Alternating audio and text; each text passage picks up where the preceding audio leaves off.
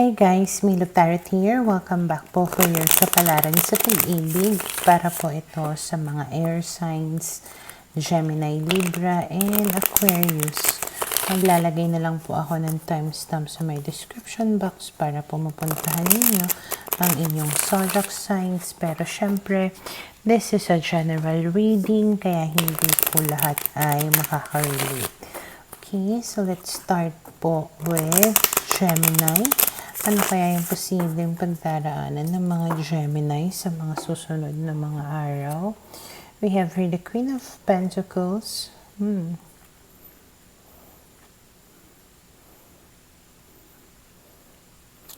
Meron ditong tao na maaaring manggulo sa iyo.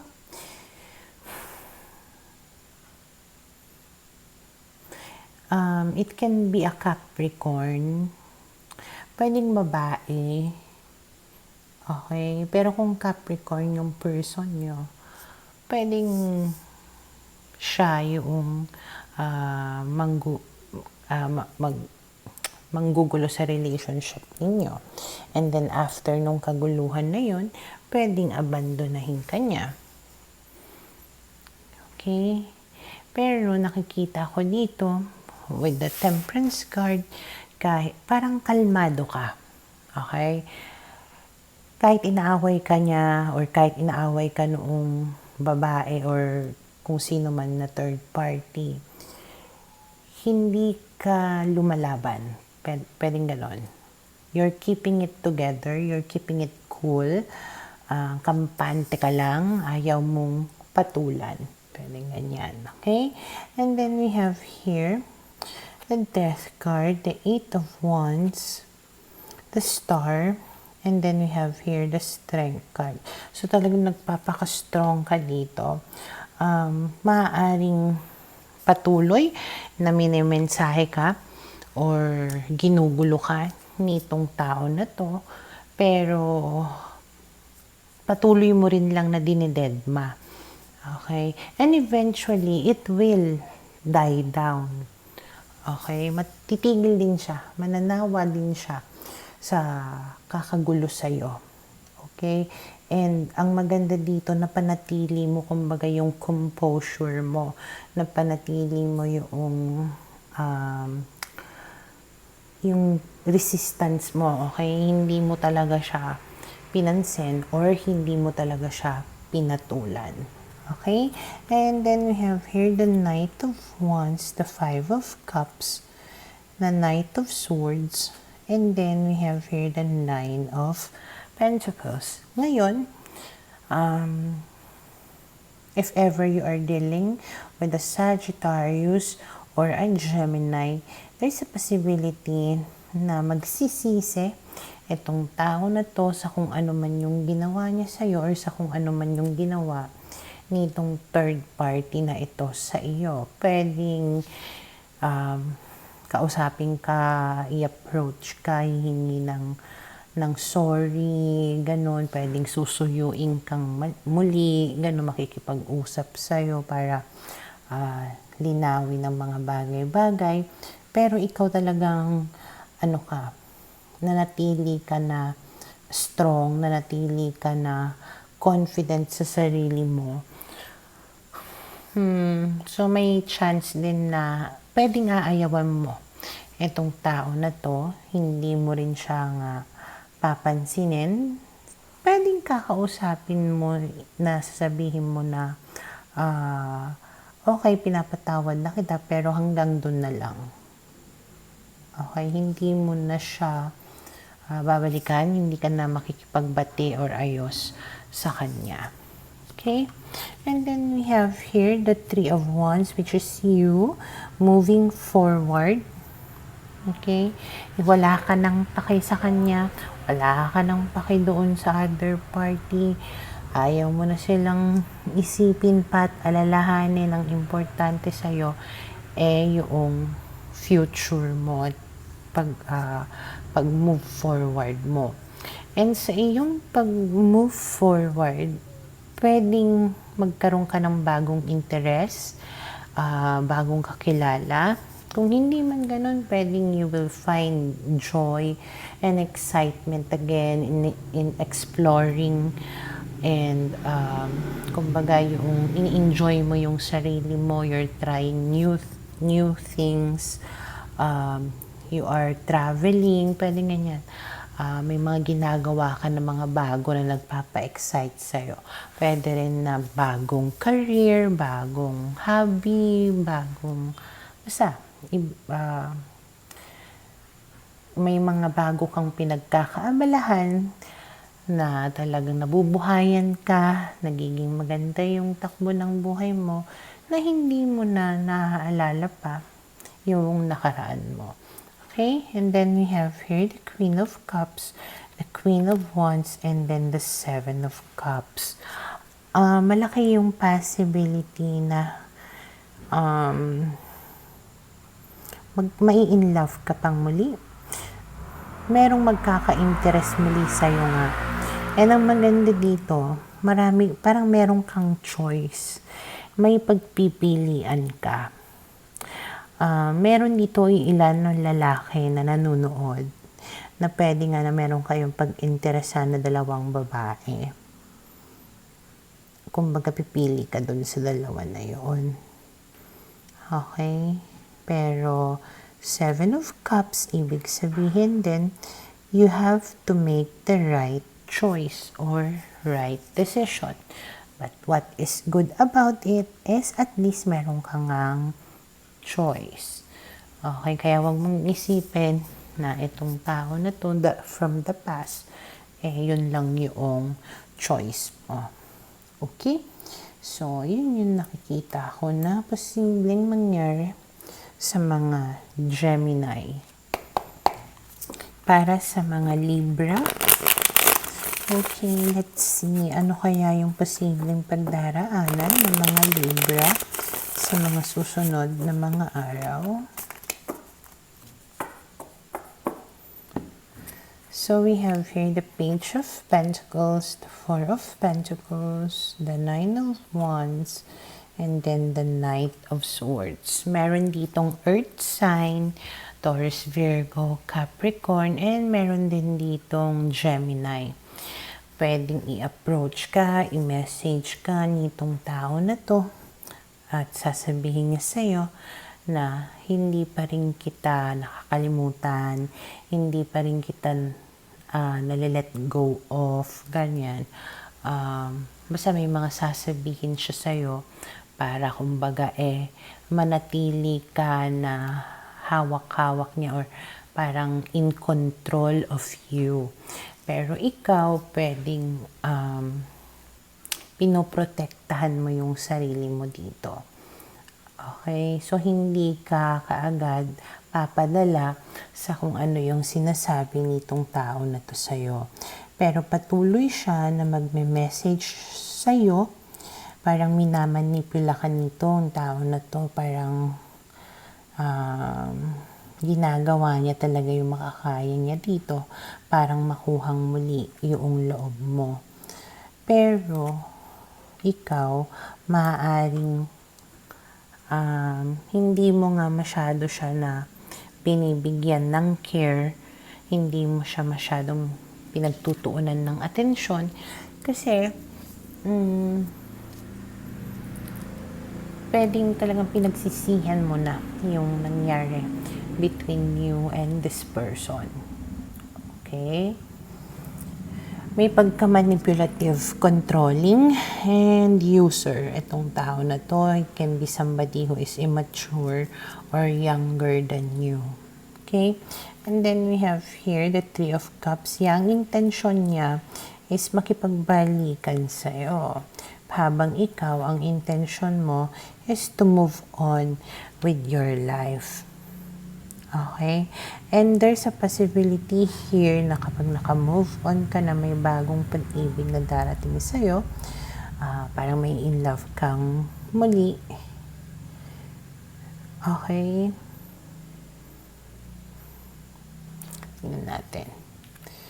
Judgment card. Parang natauhan ka na kasi dito about sa person mo lalo na kung niloko ka. May ibang babae or ibang tao. na-realize mo. Kaya tipong ayaw mo na. You want what is right. You want what you deserve. Kung dati nahirapan ka talaga na umalis dyan, parang finally, na-realize mo na nga na kailangan mo nang umalis dyan kasi hindi mo makukuha sa kanya yung ninanais mo. And then we have the King of Cups. You will find your perfect match. Okay? After mo na makaalis siguro. Parang makukuha mo din kung ano yung deserve mo. Pero for now, ang sinasabi lang dito is huwag kang masyadong maniniwala, papadala sa kung ano yung sinasabi sa'yo nitong isang tao na ito na maaaring mag-reach out sa'yo sa mga susunod na mga araw. Okay? So, yun yung nakikita ko na posibleng mangyari sa mga Libra. Para sa mga Aquarius, so let's see, ano kaya yung posibleng pagdaraanan ng mga Aquarius sa mga susunod na mga araw. Okay, we have here the Sun, the Eight of Swords, the Queen of Cups, and the Two of Swords. Okay. Sa mga susunod na mga araw, maaaring makaramdam ka ng positivity or even happiness. Pwedeng magiging masaya yung mga susunod na mga araw mo, pero may pero siya eh. Yung saya na yon parang siguro it's superficial or pangsamantala lamang. Nandito kasi si Eight of Swords eh, feeling of helplessness. Ganyan. Or pwedeng meron na naman magpapasaya sa'yo na isang tao na mahal mo at naging weak ka na naman dito sa tao na to. And then, para kang nalito ka na naman sa kung ano yung nararamdaman mo para sa kanya. So, pwedeng ang tao na to ay nagbibigay sa'yo ng mixed signals. Okay, parang sa mga susunod na mga araw, papasayahin ka niya, which is the opposite of what he or she was doing a few days before. Kaya ikaw, bigla kang nalito na bakit kaya siya biglang sweet na naman, bakit biglang mapagbigay siya sa akin ngayon, binibigyan niya ako ng attention, blah blah blah. So, ayun, hindi mo naman siya na-resist. Parang nahulog ka na naman sa kanya. Okay? And then we have here the Page of Swords, the Four of Swords, the Queen of Pentacles, and then the Wheel of Fortune. Okay, so ikaw talagang nagiging inquisitive ka ngayon dito. I mean, basta ang daming katanungan na bumubuo sa isipan mo. Maybe, humahanap ka ng mga ways para kumbaga malinawan ka sa kung ano yung nangyayari. Parang meron kang nire-research, ini-stalk, may inaalam ka na information. Kasi nga nagtataka ka pa, naninibago ka sa kung ano yung pinapakita niya sa'yo. Okay? Pero somehow, you're trying to relax yourself. Ayaw mo rin na masyadong i-overthink.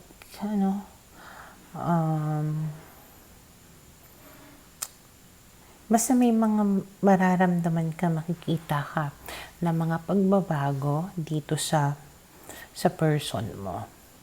Parang mas nagiging giving siya sa'yo.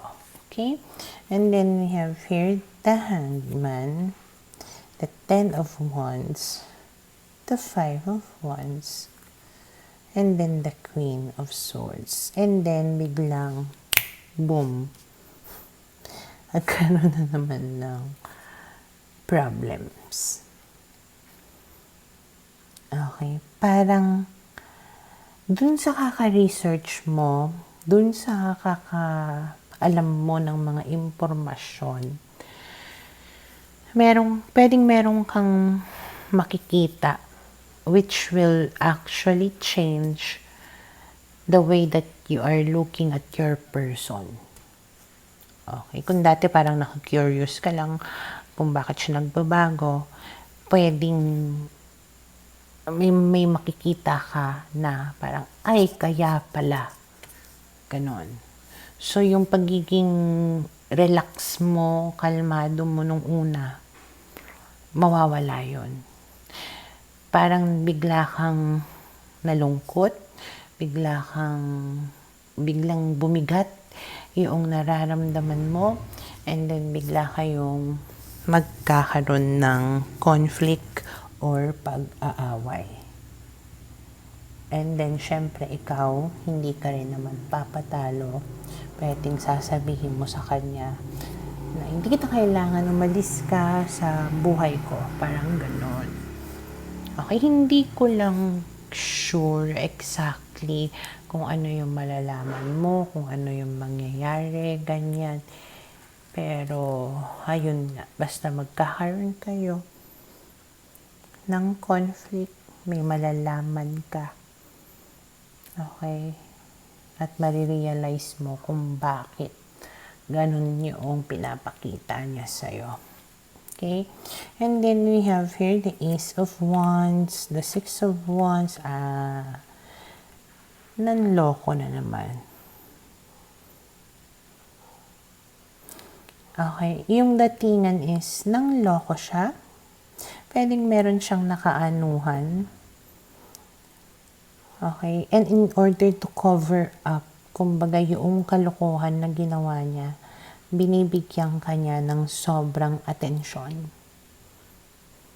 Ganun naman sila, di ba?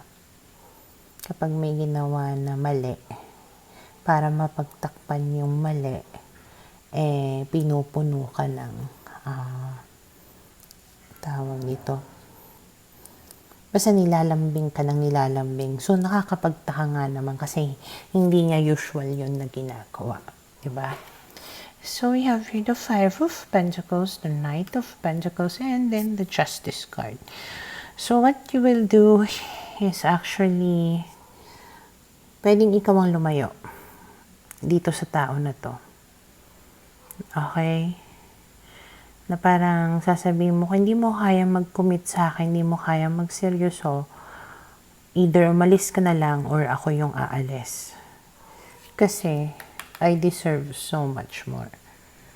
Hindi ko deserve na niloloko mo ako ng ganito. Okay? So, yun yung nakikita ko na posibleng mangyari sa mga Aquarius.